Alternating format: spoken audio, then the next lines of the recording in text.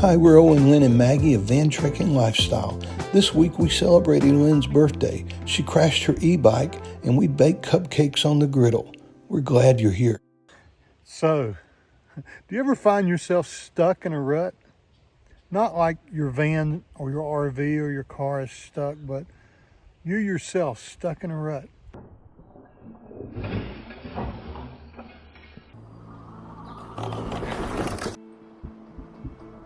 There you go.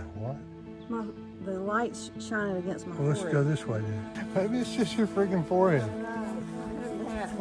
No, my hair. Yes. How about that? How about this? That'll work. You look great. So, it's easy to get stuck these days, isn't it? It has. It has been very easy to just want to stay home because we can't travel, and you have to worry about all the places that you do go and wearing a mask and being away from people. Places are closed. You know, Lynn was reading all these quotes on our drive up to the mountain today, and one of them was, if something excites you but scares you at the same time, those are the kind of things that you should do. Yeah. And that's what we find ourselves always trying to do. If it scares us just a little bit, but we're excited about doing it, then we go jump on it and do it. And that's the way you should live life when you're in your 60s, but also maybe when you're in your 20s. Do what excites you and stretch your limits and try your best to not be stuck in a rut. So that's what we did today. Yeah. We actually got out, even though it's going to rain. Yep. We made ourselves get out. And we found a mountain bike trail, the Angel Stairway, and it goes up and over one of the little mountains here. And it's been awesome on our Rad Mini Power Bikes. They have just been awesome on this trail. So less crowded than the greenway. Yeah, so we like it a lot better. That's kind of what happens though. When you do things that scare people, sometimes you find yourself with less people around because not as many people are going to do what you're doing. That's Very always true. a good thing. Hey man. You need to pick? No, we're good. Hey, Hey, Pa. Look at this guy. How many miles will he run? She's 5 months. I don't run over 4. Okay. That's good. Whenever she's a year or two old, she'll be doing 2 with me. Really? Awesome. She's awesome. She's awesome. She looks like Ember. See, She Bubba? does look like Ember. She looks like Ember. Hey, Ember. All right. See, you meet the neatest people too when you go places that kind of scare you a little bit. You meet younger people. You know, for us, that's really that's cool. true. It's true. Yeah. Not a lot of people our age are climbing mountain bike trails, but you should. Just be careful when you do it. Every mountainside you go up, you eventually have to go down. Now, Rad Power Bikes have disc brakes, and that's awesome. But gravel and bikes sometimes don't mix. Hi there.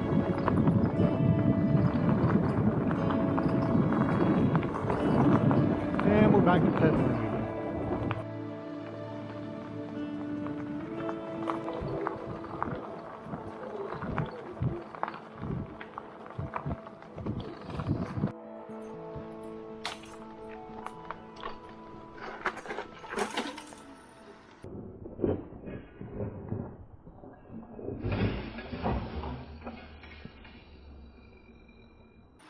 Oh, you okay?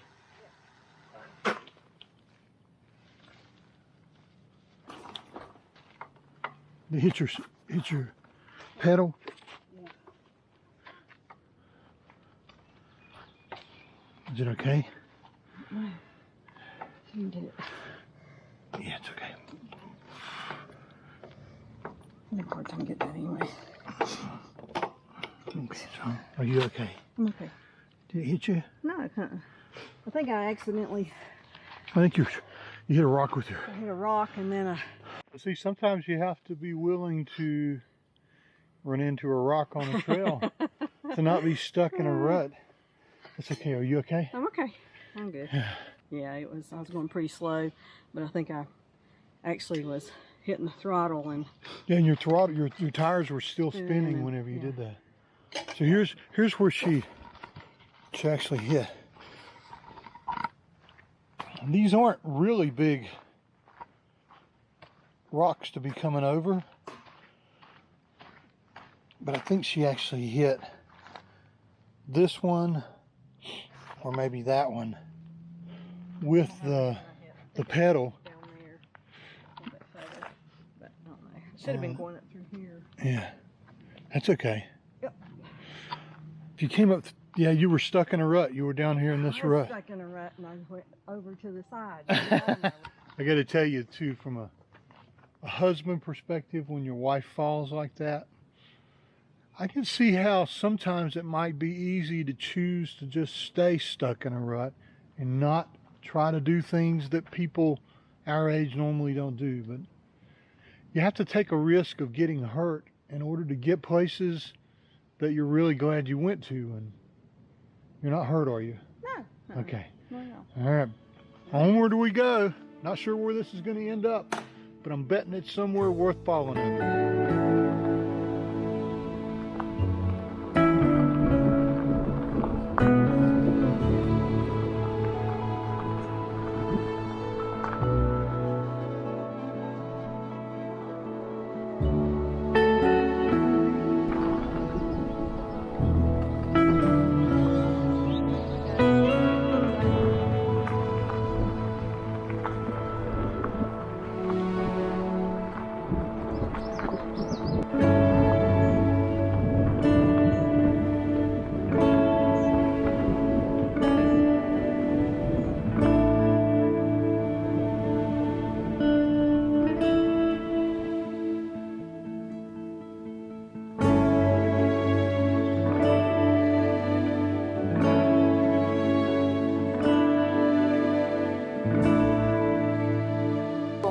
But worse than that, I messed up my new shoes. Oh no, we clean your new shoes. You love your new shoes, don't I you? love these shoes. These are the best tennis shoes I think I've ever had. Got your leg right there too. Yeah. Well, look at the hairs. So was it worth it anyway? Oh yeah, it was awesome. I really, really liked all the off the trails. Yeah, I know. I did too. Here's our reward. Not watermelon, but cantaloupe. I did hear a really good joke that, you know why watermelons always have really big weddings? Because they cantaloupe. I kill me. So, wow, we ran through a rainstorm on the way home, and it's raining here, and we'll tell you what Maggie thought about that. But when Mommy and Daddy go to ride on their bikes, I am stuck at home, and I don't like it. we put the cover on just because we thought it may rain. Turns out that was a really, really smart thing to Yeah, it really, do. Really protected them. yep, really kept them dry. Awesome. One of the reasons we bought the trailer was to try to keep the bikes drier and more protected when we were rolling down the road. That worked good. That did well. Awesome trip, and these bikes have been a lot of fun, and if you guys have a chance to get one, we think you should. Rad Power Bikes. It's been a really good purchase for us. You know, some of our friends have motorcycles. These are like an old fart motorcycle for us right here. It's okay with us. Sometimes you take a tumble, but you didn't get stuck in a rut, did you? I didn't get stuck in my rut. Griddle me this, can you bake on the Blackstone griddle? Well, kinda. You guys know me, I'm gonna try to. You see, today is Lynn's birthday, and it's my responsibility as a husband to bake her some kind of cake. I'm not really good with the oven, but I love my Blackstone griddle. So I've done some research, and I've come up with a solution that I think is gonna work really, really well, and I wanna share it with you. Introducing the Coleman oven for the Blackstone griddle.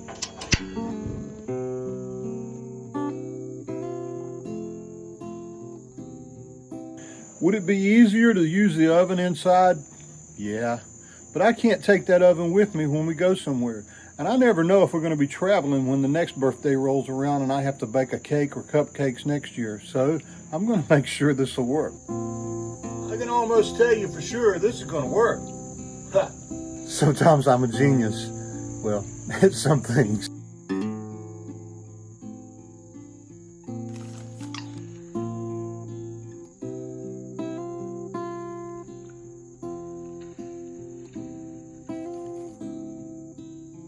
Took a break from mixing up all the ingredients to come out and check on the oven temperature, and whoa, am I glad I did. I've got a different problem now. Look at this. Wow. I'm gonna have to turn it down and let it cool off a little bit before we can put these brownies in here. I don't know much about much when it comes to baking and cooking, but I do know whenever I slow down the cooking process, things go a lot better than if I try to go at 100 miles an hour with it way up too hot. So we gotta get this down to 325 degrees. So to help with that, I set it over on the side of the burner and open it up a little bit, let it cool off, and then I'll put it back on low heat.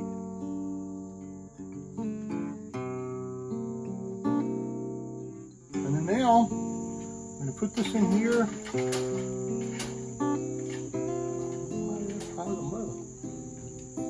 And we're at 350 degrees. Turn this down just a little. Birthday cake's in a few minutes.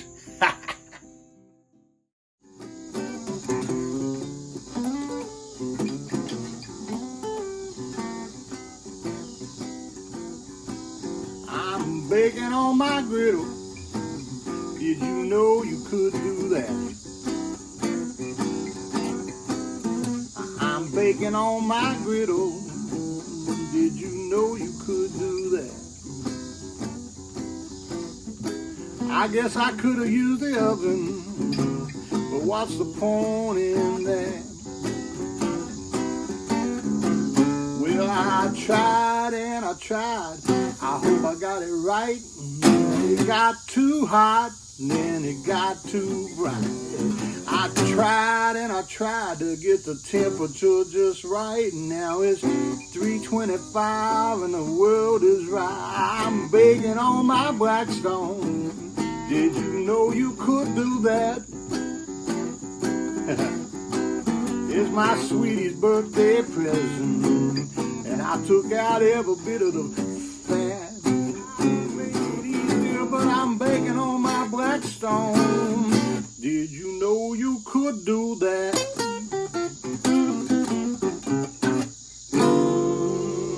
I sure hope it turns out all right. I gotta check the temperature. Here we go. Make sure it's just right over here. Ooh, what's the temperature? What's the temperature? Oh man. Oh man, y'all won't believe this. Look at this, look at this. Let me get back over here. Ooh. If that's not 325 to 350 degrees, my name's not Owen. Let's take a look inside and see how they're looking. Ooh. Ooh. I bet I burned the bottom of them. I hope not. They look good so far. It's been about 15 minutes. About time to start checking them, I think. This is going to be a great surprise. So the trick with this is if I put it in, it comes out clean, we get to eat.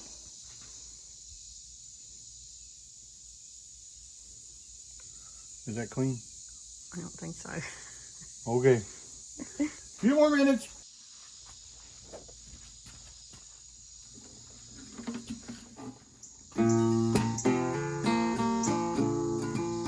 I got sunshine on a cloudy day. When it's cold outside, like the month of May. Well, I guess you'd say, what can make me feel this way? Talking about my little girl. Say, what can make this man feel this way? My girl. I'm talking about my little girl. Well, that was a big surprise. So much so that Lynn didn't want to be in the video because, well, she didn't have the dog on. Ooh, if I'd known company was coming, I'd have put on the dog. Remember last time I told you I'd start telling you when things go well and things don't go so well? Super big surprise.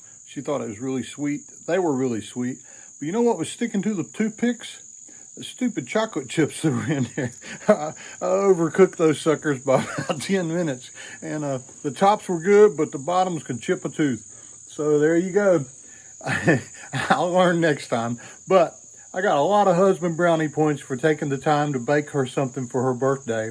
And I learned something. We can bake wings or pizza or anything in this little Coleman oven on top of the griddle. Who knew? Griddle me this. Can you bake cupcakes in a Blackstone griddle with a Coleman oven? You betcha. Until next time, we'll see you around the griddle next week. Thanks for being part of this. Happy birthday, sweetheart. I'm talking about my little girl. Gotta go check on the brownies.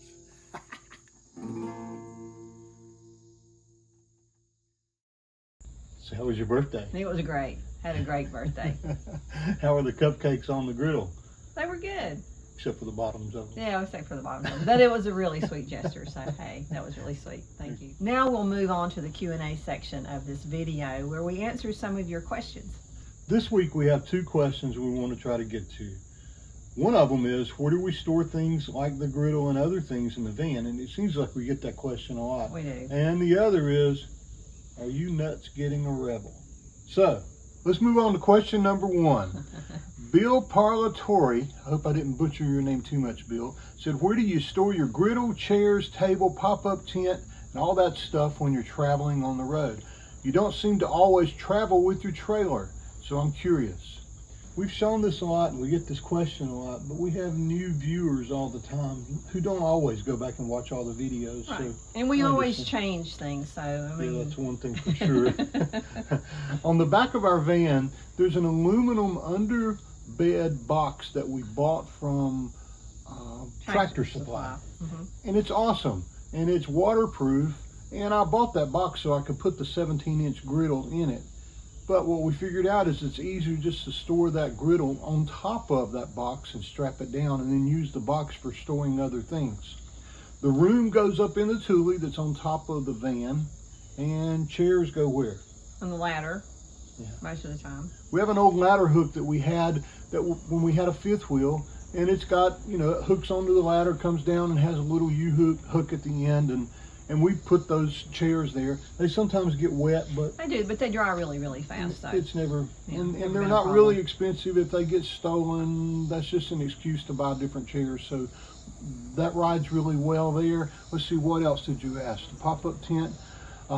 We do keep the small chairs inside that we bought at LL Bean, and we keep the little table that you see us cooking on and the little table that goes between the chairs that goes above the cab area in the van.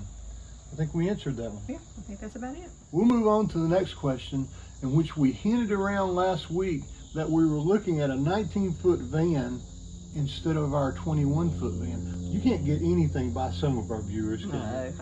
Many of you caught this, 2 in particular. One was Becky in Iowa, and she said, oh no you didn't with the 19-foot, swapping RVs like we do cars, too big, too small, just right. Yeah, you're right. And then, and the next one comes from a name that's really, really cool, Dusty Feller. That's a great name. I wish I had that name. When you say you thought about a 19-footer, were you thinking something akin to a Revel? A 4-wheel drive for clearance. Just curious, since the 21-foot is short enough, I'm guessing it's more about that than just the length. And you'd be right. Many times we find ourselves wishing that we had a 4-wheel drive van instead of our 2-wheel drive van.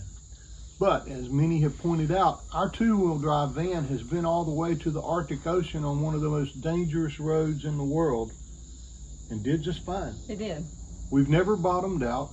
We've never had clearance issues, though many do. But we have scraped a couple of times. Yeah, we have. But we've never gotten stuck No, or we gotten haven't the gotten wheel stuck, off you the know. ground or Yeah. anything else. We have never gotten stuck. And I don't know, every 2 years, especially for me, I start itching for a new van or a new RV or a new car, something new, something to keep things interesting so we're not kind of stuck in a rut. Yeah. So, but also, you know, the van is in need of, you know, new tires.